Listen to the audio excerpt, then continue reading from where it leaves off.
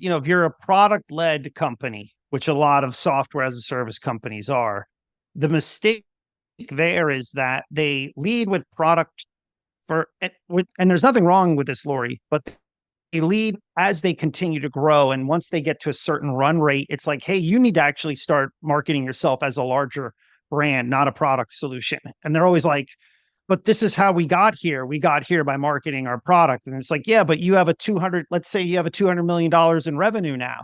Right. You're actually expanding. You need to start thinking a little bit more of, hey, where's our pivot? What are our brand colors? What is our logo? What is our tagline? All the simple things that we might like laugh at because we're like, well, wait, that's branding. We don't really need to do that in product-led growth companies. It's like, but you do if you want to actually continue to expand and become more of a household name in these industries. That's where I think the biggest mistakes are made is when companies get to certain scale, they're afraid to actually turn on the hyperjet and go into the stratosphere. They're like, oh, well, let's just remain a product-led company. And it's like, that's where you're going to remain because you're only, speaking to a niche audience. You need to expand and speak to larger audiences. I always give the example of, why did certain companies expand in some areas over others? Like, let's say in the cloud, because you had a number of people who knew what those,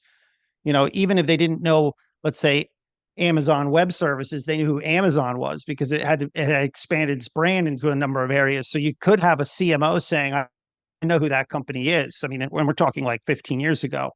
So those are things that product-led groups have to think about. Like, look at the bigger companies and look at when they turned the jet thrusters on to actually become more, scaled. The other big problem is when companies actually scale before most people know who they are. That's when they blame marketing. They're like, hey, this isn't working.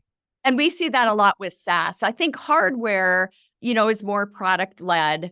And then, like Adele, you ultimately really need to make sure that the brand is strong downstream.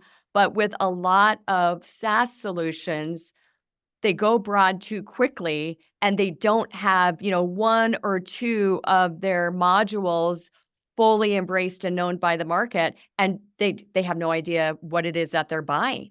Or they're isolating things too tightly. And people, again, it's like, what is it that you're selling? Yeah. That's a big one. I think, and you bring up that's a great question that a company should continue to ask themselves at least once every, year, twice a year, depending on their sales cycle. Like, hey, what is it that we're selling? Right. Like because ultimately I think a lot of companies get lost there. And then and when they answer that question, they're like, oh, well, we're selling this. And what do they give you? A list of features. And it's like, no, that's not how people buy. They buy based on, a solution. Hey, I use you to solve for X, Y, and Z at my company. Those are the bigger questions that companies need to ask, I think, before they get into an existential crisis.